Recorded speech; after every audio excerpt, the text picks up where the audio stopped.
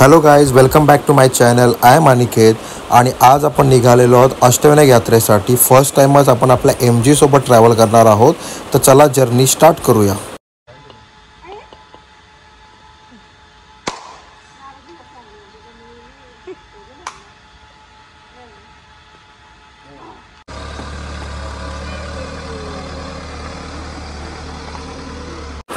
मित्रांनो, 3 गाड्या घेऊन निघालेलो आहोत आणि आपण जर्नी स्टार्ट झालेली आहेत. सर्वप्रथम आपण जाणार आहोत महडला रायगडमध्ये आणि पाळी हे असे 2 तीर्थस्थान आपण करणार आहोत अष्टविनायकच्या सुरुवातीलाच. आणि आता चाललेलो आहोत महड दर्शनाला. महडला आपण पोहोचलेलो आहोत आणि श्रावणाची जस्ट सुरुवात झाली आहे. तुम्ही बघू शकता अजिबात गर्दी नाही आहे. मंदिर पूर्ण खाले म्हणून लगेच दर्शन झालं आणि आपण निघालो. यात्रा चालू झालेली आहे. बायकर राव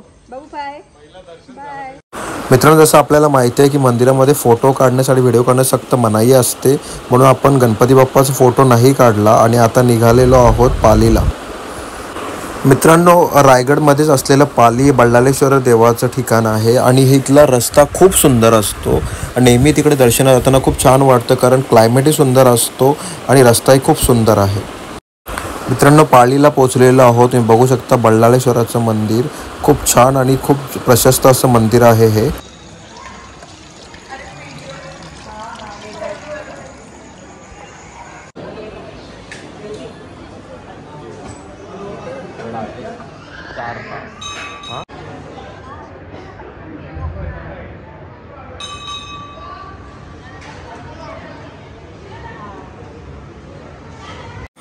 पुण्याकडे चाललेलो आहोत आणि एकविराईचं मंदिर लागलं आहे, तुम्ही बघू शकता.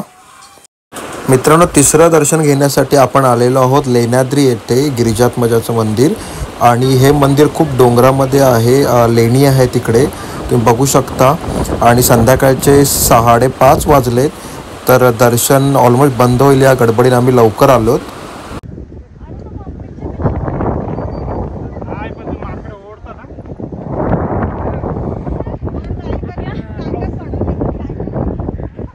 अष्टविनायक मंडळ चाललंय,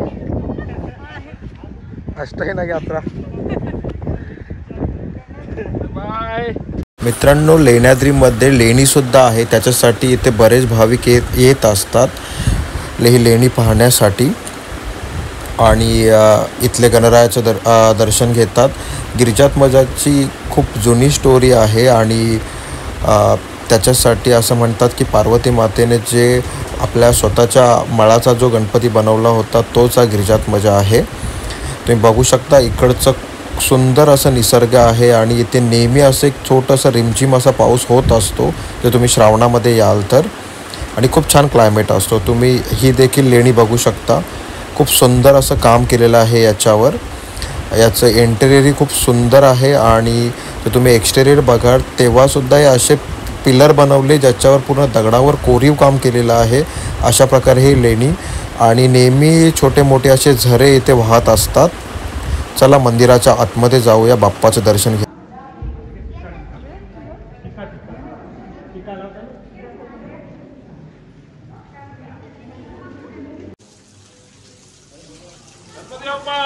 मोरया मोरया जय.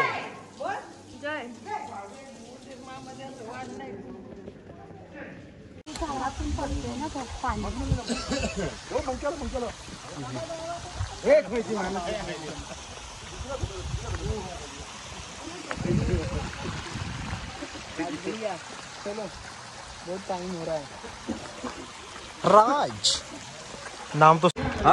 हे बघा आमचा हे जादू की टोकरी. कोणाची ती? आजीची. काय आजीचा गाठोड, आजीचा बटवा. आजीच्या बटव्यातून काय काय निघतोय?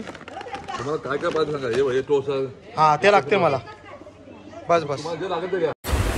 मित्रांनो, अशा प्रकारे तिसरं लेण्याद्रीचं दर्शन झालेलं आहे आणि आता आम्ही निघालो आहोत ओझरला. ओझरचं दर्शन करण्यासाठी. ते देखील जवळच आहे, एवढं काही लांब नाही आहे. तर चला आता ओझरला भेट.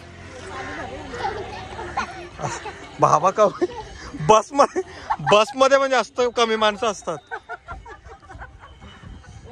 मित्रांनो, आजच्या दिवसाचा शेवटचा गणपती, चौथा गणपती जो आपण करतोय तो ओझरचा विघ्नहर. आणि इथे आता दर्शनाला आपण आलेलो आहोत तर चला आता मंदिरामध्ये जाऊया दर्शन घेण्यासाठी. खूप छान आणि खूप असं मोठं मंदिर आहे हे, आणि इथे खूप छान व्यवस्थित मेंटेनसुद्धा केलं आहे. तर चला दर्शन घेऊया.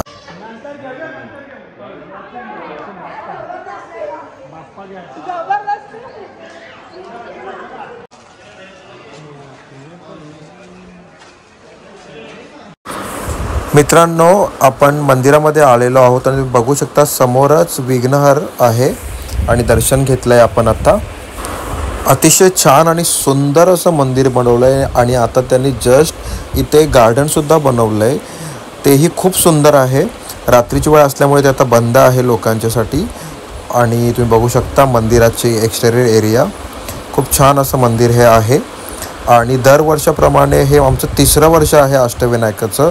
दरवर्षी श्रावणात आम्ही अष्टविनायक यात्रा करतो आणि खूप प्रसन्न वाटतं. लग्नानंतर आम्ही सुरुवात केली होती अष्टविनायक यात्रेची आणि हे 3रं वर्ष आहे. बट असं कधीच काही फील होत नाही. अशी वाट बघत असतो या यात्रेची. खूप सुंदर असं हे सगळं एक्सपिरियन्स आहे. स्पेशली जेव्हा तुम्ही श्रावणामध्ये असे दर्शन घेताय तर मनाला खूप प्रसन्नता देते. आणि तुम्ही आता बघू शकता ह्या साईडला शिवरायांचं असं खूप छान असं पुतळा उभा केलेला आहे आणि खूप छान असं प्रेझेंटेशन आहे हे. सगळे आता इकडे जमलेले आहेत आमची गँग फोटो काढण्यासाठी. आणि तुम्ही बघू शकता महाराज आहेत आणि मला वाटते संत तुकाराम महाराज आहेत. त्यांच्यासोबत वारकरी संप्रदाय दाखवण्याचा प्रयत्न केलेला आहे याच्यामध्ये. आणि तशाच प्रकारे हे खूप छान दिसतंय. मित्रांनो, पहिला दिवस संपत आला आहे. रात्रीची वेळ झाली आहे. 4 गणपतीचे मंदिराचे दर्शन झालं आहे आणि आता आपण आलो आहोत विसाव्यासाठी आर्या रेसिडेन्सी. जुन्नर तालुक्यामध्ये असल्यावर कळतं आहे की महाराजांचा जिथं जन्म झाला अशा जुन्नर जिल्ह्यामध्ये आपण आहोत. आणि प्रत्येक ठिकाणी महाराजांचे फोटो बघण्यासाठी मिळत आहेत. खूप छान असं याने एंट्रन्सलाच केलं रिसेप्शनला. आणि काही पुराण्या गोष्टी आणि काही त्यांनी विकण्यासाठी सुद्धा काही बुक्स वगैरे ठेवलेले आहेत. असं हे यांचं इंटेरियर आहे. समोर महाराजांचा फोटो आहे आणि इथे काही गोष्टी त्यांनी ठेवलेल्या आहेत. अशा जुने महाराजांचे फोटोजसुद्धा आहेत इकडे. अशा प्रकारे हा यांचा एंट्रन्स आहे.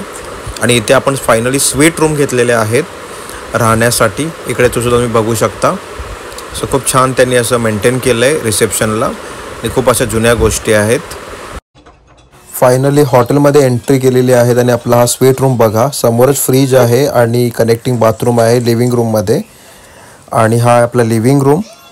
याच्या आतमध्ये गेल्यानंतर हे बघा समोरच TV आहे आणि याच्या आतमध्ये बेडरूम आहे. स्वीट रूम असल्यामुळे हा खूप ह्यूज आहे. इथेही एक वॉशरूम आहे, बाथरूम टॉयलेट. अँड ह्या साईडला हा बेडरूम आहे. तर ओझरमध्ये स्वीट रूम मिळणं खूप चांगली गोष्ट आहे आणि तुम्ही कधी आलात तरी हे प्रेफर करू शकता. फॅमिलीसाठी खूप छान असं आहे. अशा प्रकारे हा आपला रूम आहे. बाबा क्या बात है.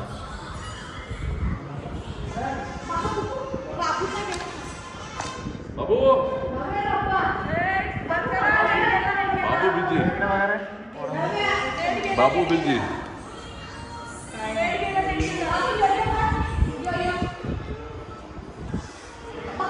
राहू योयो कर. राहू योयो.